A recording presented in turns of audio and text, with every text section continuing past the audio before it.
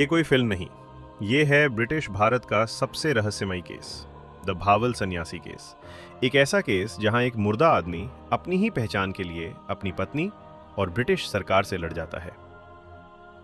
आज हम जानेंगे इस कहानी के पीछे का सच, साजिश, धोखा और एक दर्दनाक अंत।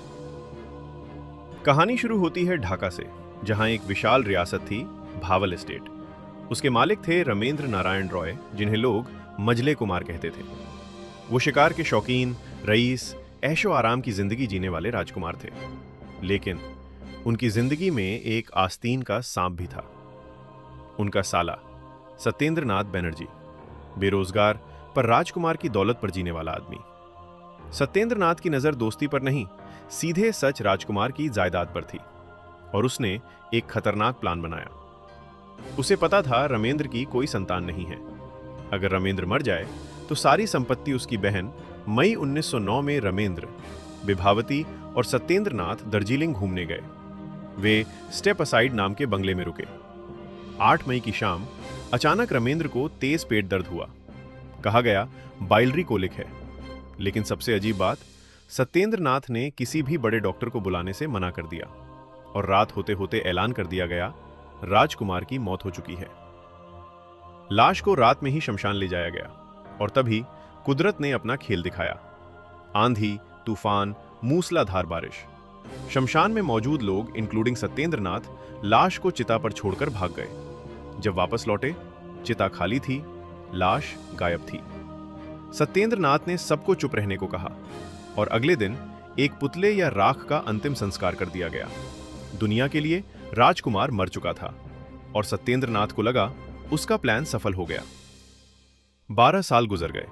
1921 में ढाका के बकलैंड बंड पर एक अजीब सन्यासी दिखाई दिया। नंगा, भभूत लिपटा और बंगाली की बजाय हिंदी बोलने वाला। लोगों को उसकी शक्ल में उसी मरे हुए राजकुमार की झलक दिखी। उसकी आंखें, चेहरा टूर गाइड नहीं, राजकुमार जैसा। खबर पूरे ढाका में फैल गई। राजकुमार की बहन ज्योतिर्मयी उसे देखने आई, और उन्हें देखते ही वे रो पड़ी। उन्हें यकीन हो गया ये उनका भाई है। सन्यासी ने बताया, उस रात मैं मरा नहीं था, बेहोश था। नागा साधुओं ने मेरी जान बचाई। मेरी याददाश्त 10 साल चली गई थी। अब जब याद आई तो मैं घर लौटा हूं।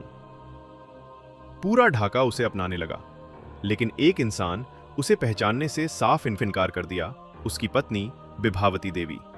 क्यों? 1930 में सन्यासी ने अदालत का दरवाजा खटखटाया। यह मुकदमा 16 साल चला, और अदालत में जो हुआ वो अविश्वसनीय था।